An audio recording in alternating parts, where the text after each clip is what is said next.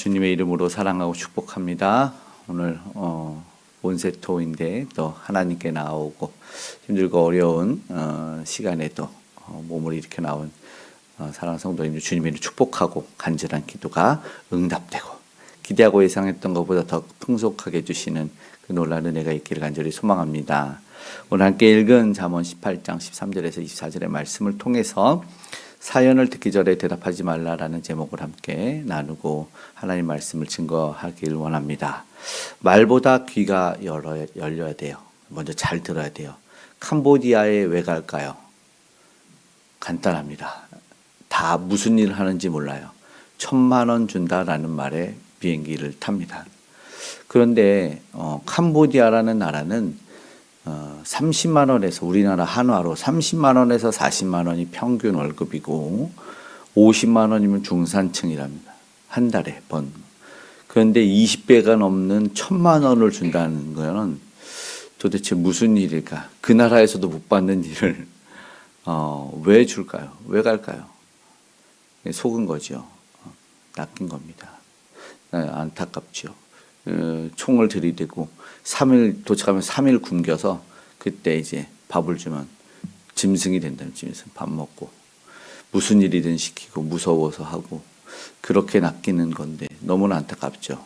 조금만 더 들었으면 조금만 더 살폈으면 하는 아쉬움이 있는데 너무 간교하니까 너무나 잘 속이니까 속을 수 있겠지만 예전에 이 전화들이 광고성 멘트들이 오잖아요. 전화가 오고 하면은 진짜 좋은 땅이 나왔다고 이번에 좋은 기회로 싸게 살 수 있대요. 그래서 어떤 분이 그거 당신 다 사세요. 그리고 끊었다 그러더라고요.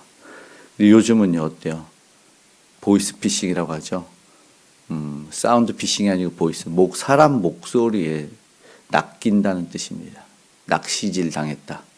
계속 당하고 있어요. 현대. 그러니까는 인출할 때도 전화 받지 않았냐, 보이스피싱 받지 않았냐. 이래서 인출하는 사람도 힘들어요. 예전에 그런 거 없었죠. 점점 법이 달라지고 있어요.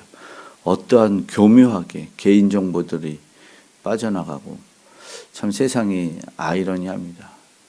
최첨단이고 모든 것을 다 할 수 있는 것 같은 그런 고도로 발달된 사회인데 더 어이없이 낚이고 인간 노예와 인신매매라는 게 도대체 말이 됩니까? 그런 시대예요. 왜요? 내가 잘못 들어서예요. 문제는요. 내가 판단할 수 있는데 속은 거죠. 그래서 피싱입니다. 오늘 잠언 18장 우리의 관계, 소통, 지혜를 다루는데 사람은 말 실수를 다 할 수 있어요. 그런데 그 실수로 오해가 생기면 관계는 깨어지죠. 단순히 입을 조심하라를 넘어서서 듣는 자의 마음이에요. 듣는 자의 마음, 판단, 태도, 그리고 그 관계를 어떻게 지켜내는지에 대한 지혜. 그래서 지혜는 말하는 것보다 듣는 것이 중요하다라는 건데 오늘 듣는 지혜가 복으로 어떻게 이어지는지 함께 은혜를 나누기 원합니다. 함께 읽은 18장 13절의 말씀 한번 읽어보겠습니다. 사연을 듣기 전에 대답하는 자는 미련하여 욕을 당하느니라. 다 듣지도 않았는데 판단한 거예요. 목회자나 상담자가 많이 듣잖아요. 그래서 선입견을 갖는 경우가 있어요. 그리고 속단하는 경우도 있는데 그게 소통 가로막는 벽이 돼요. 조금만 들어도 이렇구나 대답하는 사람들 많죠. 주위에. 우리도 종종 실수를 하죠. 그럴 때 상대는 문이 닫히고 답답해하죠. 오히려. 그래서 끝까지 듣는 인내가 필요하고 또 듣고 분별할 수 있어야 되죠. 자기의 말만 내놓을 수는 안 되죠. 결국 그것은 뭐냐면 욕심과 또 불순종으로 이어지는 경우도 있거든요. 사무엘 선지자는 듣는 것이 제사보다 낫고 순종하는 것이 수량의 기름보다 낫다 말했습니다. 그러다가 심령이 상하면 어떻게 될까요? 14절에 심령이 상하면 그것을 누가 일으키겠느냐 14절 그렇게 후반부에 끝납니다. 그러니까 육신의 병보다 무서운 것은 상한 마음이 될 수 있어요. 오늘 뼈가 마르게 하는 일 앞서서 보았죠. 그러니까는 몸은 약해도 평안하면 견딜 수 있지만 마음이 무너지면은 일어나기가 어려워요. 그래서 목회자나 영적 지도자는 어떤 사람이냐면 마음을 잘 지켜야 돼요. 그래서 멘탈이 강해야 된다. 마음을 잘 지켜야 된다. 이런 말 하거든요. 물론 육신적인 건강도 지켜야 되지만 상한 심령은 왜냐하면 다시 일으키는 게 너무 어려워요.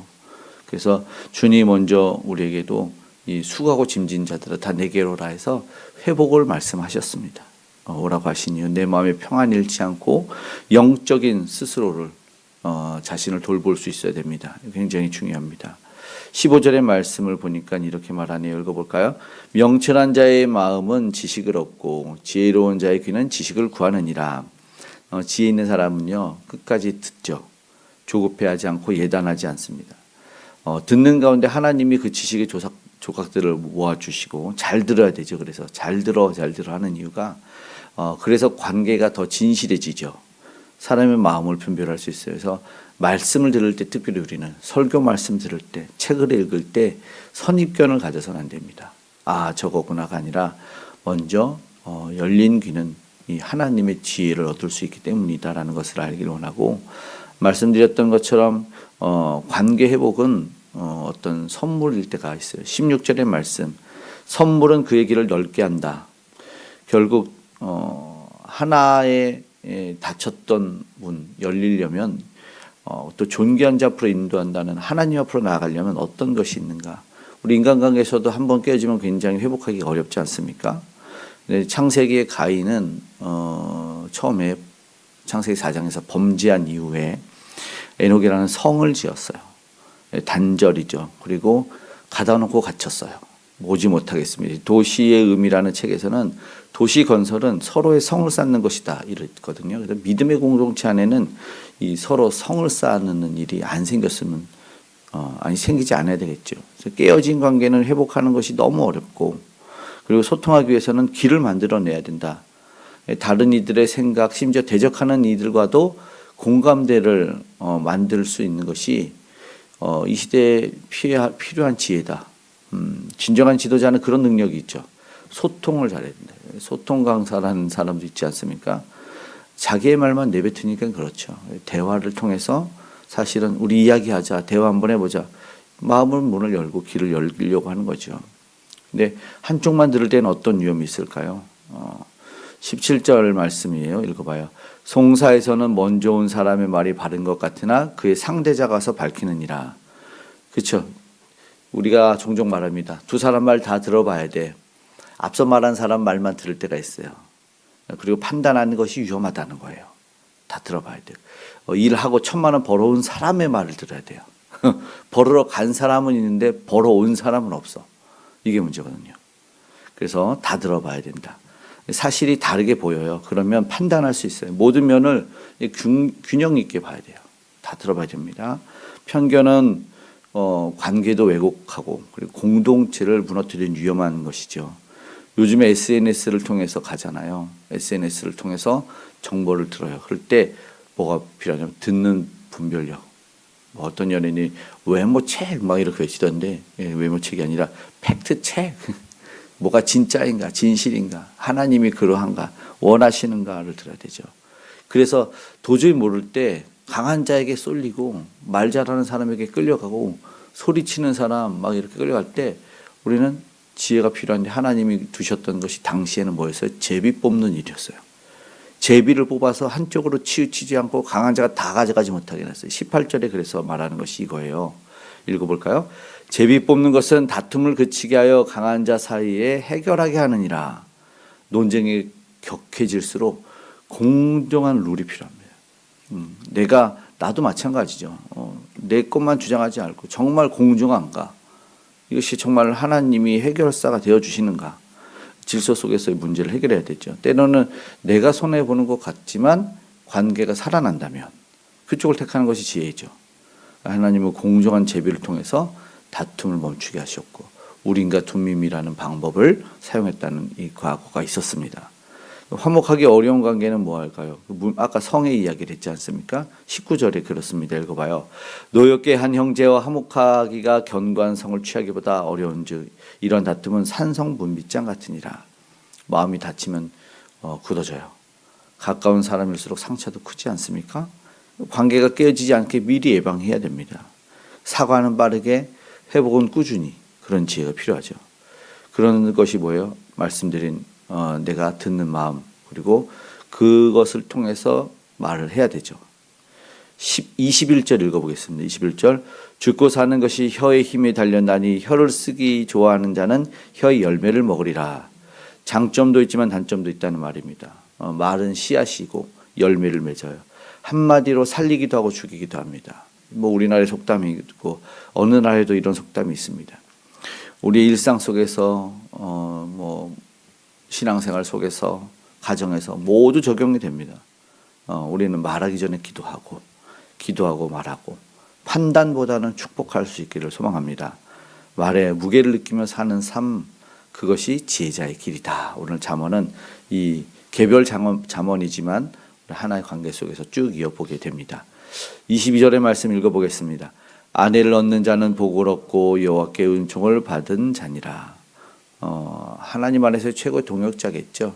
가장 처음 우리에게 인간관계를 맺어주신 것이 부부의 관계였어요. 하나님이 독초하는 것이 좋지 않다. 뭐 누군가 여기에 대해 분별을 하거나 듣게 해주거나 물론 잘못 듣는 경우도 생겼지만 홀로 있는 아담에게 하하를 데려와 주시는 분이 하나님입니다. 친히 좋은 아내 무조건 지지자가 아니라 신앙 안에서 직언자입니다. 내 마음을 아프게 할 수 있는 가장 바른 말 해줄 수 있는 분이 바로 그런 분이어야 됩니다. 서로가 영적으로 성장하는 것이 거울이 되어야 되겠죠. 가정에서 하나님이 거하시는 복된 집이 될 수 있는 이유가 그것이겠죠. 부부관계의 바른 관계가 지켜질 때 가장 귀중한 관계다라는 것이죠. 관계의 형편과 깊이는 어떻게 되는가? 결국 그러지 않고 내가 듣고 싶은 이것이 이제 솔로몬의 아들이 잘못된 내가 듣고 싶은 친구들을 내 곁에 두거든요. 그때 나라가 반으로 갈라졌습니다. 오늘 읽은 18장 잠언 24절 마지막 절 한번 읽어보겠습니다. 많은 친구를 얻는 자는 해를 당하게 되거니와 어떤 친구는 형제보다 친밀하니라.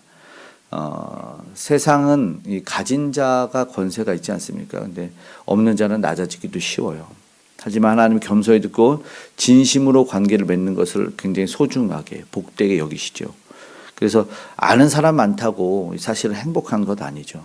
최근에 결혼했던 이 조세호 하객이 한 900명이 왔답니다. 그래서 이경실이 어떻게 그렇게 많은 결혼식은 처음 본다. 어떻게 사진을 5파트냐 찍냐. 이렇게. 그런데 직언을 합니다. 이경실이. 그런데 살면서 사람이 그렇게 많이 필요하지 않아. 이렇게 얘기를 하죠. 그래서 그러면서 이 독소를 쏟아내. 과연 나중에 몇 명 남을지 보자. 이렇게 말을 합니다. 그러면서 살다 보면 알게 돼라고 말하는 자신의 인생을 통한 통찰력을 내어줍니다. 근데 오늘 성경 말씀이 그러하지 않습니까? 맞아요. 성경 말씀도 그래요. 진정 내 마음을 나눌 수 있는 사람, 형제보다 더 친밀한 친구, 그것이 하나님의 선물이죠. 오늘도 우리 예수 그리스도를 믿는 예수님을 사랑하는 우리 제사랑교회 모든 공동체 믿음의 가족이 그러한 친구들 서로가 되었으면 좋겠습니다. 그러한 소망을 갖고 기도해 봅니다. 오늘 말씀을 이제 마치고 정리하고 기도하기 원합니다. 중요한 건 듣는 지혜입니다. 그때 관계의 모든 복이 형성이 됩니다. 3가지, 먼저 들으라 말씀합니다. 그리고 2번째, 마음을 지키라. 그리고 말을 세우라. 오늘 우리가 이 새벽에 귀가 소중한 사람 되길 원하고 무엇보다 하나님의 음성의 귀를 기울일 수 있기를 원합니다. 오늘 그분의 지혜가 오늘 우리에게 열려지길 원하고 깨어졌던 관계, 인간과의 관계만 바라보지 말고 하나님과의 관계도 바르게 열렸으면 좋겠습니다. 그분의 사랑이 우리 입술을 통해서 흘러가기를 소망하고 그렇게 듣는 귀와 보는 눈은 다 여호와께서 지으신 것이라 하셨으니 오늘 복된 모든 것들을 가진 우리 그 주신 은혜와 복 누리는 그런 은혜의 길을 간절히 축복합니다. 아멘. 기도하겠습니다. 사랑의 하나님, 오늘도 우리의 귀를 열어주시고 마음을 새롭게 하여 주시옵소서. 조급히 판단하지 않고 사랑의 마음으로 듣게 도와주시옵소서. 오늘 우리의 말이 사람을 세우는 도구, 공동체를 살리는 도구가 되게 하여 주시옵소서. 모든 관계 속에서 화평의 열매가 맺히게 도와주시옵소서. 아직도 분쟁하고 다투고 서로의 말을 내놓는 아버지 하나님, 세상의 다툼과 아버지와 전쟁이 그칠 수 있도록 도와주시옵고, 아직도 주를 몰라서 헤매이는 이들에게 예수 그리스도 참된 화평의 왕이 저들에게 흘러가게 하시고 들려지게 하시고 주님으로 마음 자리 잡게 하여 주시옵소서. 오늘도 그 예수 그리스도 전하는 복음 전도자들과 선교사님들과 함께하여 주시옵소서. 구원받는 백성의 수가 오늘도 많아지기 원합니다. 오늘도 믿음의 가정들을 지켜 보호하여 주시고 저들이 거하는 아버지의 기업 가운데도 함께하여 주시고 오늘 모든 기도에 가장 좋은 곳으로 주시는 주님을 체험케 하여 주시옵소서. 아픈 이들의 아버지 질고가 아버지 하나님 다 떠나가기 원합니다. 문제가 사라지는 은혜를 경험하게 하여 주시고 이 새벽에 간절한 마음으로 나와싸우니 주여 해결하여 주시옵소서. 질병이 아픔이 곤고함이 지병조차도 아버지 다 떠나가는 회복되는 역사를 경험케 하여 주시고 아버지 자리를 들고 걸어가는 놀라운 은혜를 체험하게 하여 주시옵소서. 우리 삶의 혈루증인 마르게 하여 주시고 나병이 떠나가는 은혜를 허락하여 주시옵소서. 주께서 함께 하셔서 강건케 되는 은혜가 아버지 우리 믿음의 사람들 그 가정에 그들이 거하는 모든 곳에 임하게 하여 주시고 그것이 흘러갈 수 있도록 아버지 하나님 땅끝까지 아버지 북녘 땅까지도 그 은혜가 흘러갈 수 있도록 도와주시고 무엇보다 귀한 믿음의 아버지 일꾼들 될 다음 세대 위에 흘러가게 하여 주시옵소서. 오늘 우리의 모든 기도의 제목에 응답하신 하나님을 기대합니다. 동행하여 주시옵소서. 감사하며 고마우신 예수님의 이름으로 기도드리옵나이다. 아멘.